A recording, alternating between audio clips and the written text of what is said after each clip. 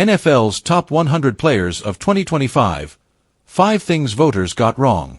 While Barkley's debut season in Philadelphia made him an obvious choice for the top slot, some other decisions made by the voters this year were not quite as on target, at least in my book.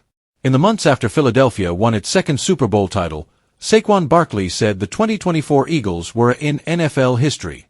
The reigning Offensive Player of the Year makes a similar statement in the. Based on the top 100 voting, it appears players around the league wouldn't dispute that the 24 Birds had the best collection of players in at least the last 15 years. Case in point, 10 members of the Super Bowl champion Eagles made the top 100 this year. Do the rudimentary math, that's 10% of the list. Since the ranking debuted after the 2010 season, no team has seen its players represented in the double digits. The Tom Brady Buccaneers had 8 in 2021. Kansas City has seen excellence in large numbers, as well, but at the top of the ranking, and each finished among the top 10 in 2023 and 24. What Philly has accomplished, in the eyes of today's players, is unheard of in recent NFL history. The one Philly player to make the list but not return to the team, Cardinals OLB, snuck in need to be here. He played just 59% of the defensive snaps during the regular season, per next-gen stats. He didn't have a career year by basic statistical standards. Not that such takes are anything Sweat needs to worry about. He cashed in on his big postseason performance, collecting from Arizona in the offseason. It's a joy to see finally recognized in this ranking. A former rugby player from Australia, Mailata, second-team All-Pro honors and a Lombardi lift in the span of 12 months, which is something special. But the star left tackle was topped in this year's countdown by not one but 2 rookie defensive backs from Philly in number 49 and number 60. Howie Roseman hit 2 home runs by taking the CB duo in the 2024 draft, significantly fortifying an already stout defense. But as much as Mitchell and DeJean were critical to Philly's unit as first-year players, they benefited much more from the pieces surrounding them. An all-time DC in Vic Fangio, entrenched leadership in Brandon Graham and a deep bench in the front 7. This is not to discredit Sweat, DeJean and Mitchell, but the 24 Eagles, apparently a top 5 team of all time, more resembled a perfect sum of parts than a collection of individual standouts worthy of top 100 shine.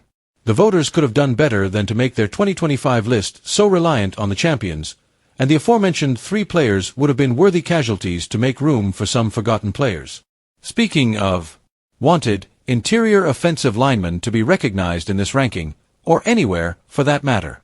With Jason Kelce, and Zach Martin and Frank Ragnow also in retirement, there's a severe dearth of name-brand guards and centers to captivate the imaginations of top 100 voters. This is an annual issue, but it was even more pronounced this time around. Only one guard or center made the list, Chief C, an afterthought. Why is there so little respect for interior offensive linemen? As Kansas City learned, again, in the Super Bowl, shoddy blocking can sabotage a championship campaign. As a first-team All-Pro guard, former Chief, now with the Bears, could have made this list. The same goes for Thuney's former teammate and fellow first-team All-Pro guard. Or, who've seen this list before, are worthy candidates, as is rising guard of the... Wait, never mind, no more Eagles. Front offices are starting to pay top interior offensive linemen like tackles, and there are 7 OTs on this year's ranking. Why can't guards/centers teammates treat them with the same respect? A fun viral query has dug into the heart of the American psyche recently. What are the 4 major cities in the United States? Sure, there are the obvious ones. New York, Los Angeles, and Chicago, economic and cultural capitals of the nation. And then, Miami, San Francisco, Philadelphia. No more Eagles. The football version of this is on full display in this year's Top 100 Countdown. There seems to be a consensus that the top 4 quarterbacks in the NFL are, in alphabetical order, number 6. The top 100 voters say that man is. The stats and story are in his favor. He's helped turn around a woebegone franchise over the last 3 years, leading the Lions to a number 1 seed in 2024 with a career year, 72.4 completion rate, 4,629 yards, 37 TDs, 111.8 passer rating. Unfortunately for Goff, his storybook season ended in the Lions, while the 2 quarterbacks right behind him had deeper runs. Goff threw 3 picks in an upset loss to Daniels' Commanders in the divisional round, while Hurts won the title with Philly and was named Super Bowl MVP, capping off one of the great postseason runs. Taking a season in its totality, Hurts probably deserves to be ahead of Goff, and by next offseason, Daniels could outpace both of them. A reigning first-team All-Pro cornerback was not recognized in this year's Top 100, and he can blame wide receivers for his misfortune. Racked up a career-high 6 interceptions last season and was an alongside Defensive Player of the Year but for the second straight season, Humphrey did not make the ranking. I'd argue Humphrey's absence is, once again, the fault of well-known receivers clogging up spots on the Top 100 ranking. Though there were fewer this year, 16, than in past years, wideouts outpaced their contemporaries in the defensive backfield again, 7 CBs, 6 safeties. And out. 5. Justice for teams shut out. 27 teams are represented on this year's countdown, leaving 5 clubs without a player recognized as one of the best in the sport. That's just not nice. Blame the Eagles again for preying on so many spots. Here's my consolation collection for those franchises that went au fair.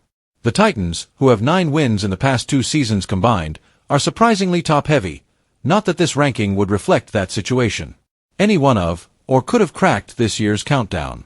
Pollard is coming off one of his best seasons. Ridley is still a top talent floundering in the attention wasteland of the South Divisions, and Simmons, a Pro Bowler in 2024, was ranked. Saints linebacker failed to net a 5th straight appearance. The Colts boast 2 2024 second-team All-Pros in the aforementioned and linebacker, both of whom have been honored before by their peers. Why not this year? A Pro Bowler in each of the past 2 seasons, and are 2 of the most consistent players in the league, but neither Bears star has ever cracked the Top 100 ranking, a slight that should change next year. The Panthers likely lost a Top 100 sure thing last season when DT suffered in Week 1. But despite a disappointing year in Carolina, either J.C. Horn, a 2024 Pro Bowler, or 8th in the NFL in rushing, could have been considered by peers in this exercise.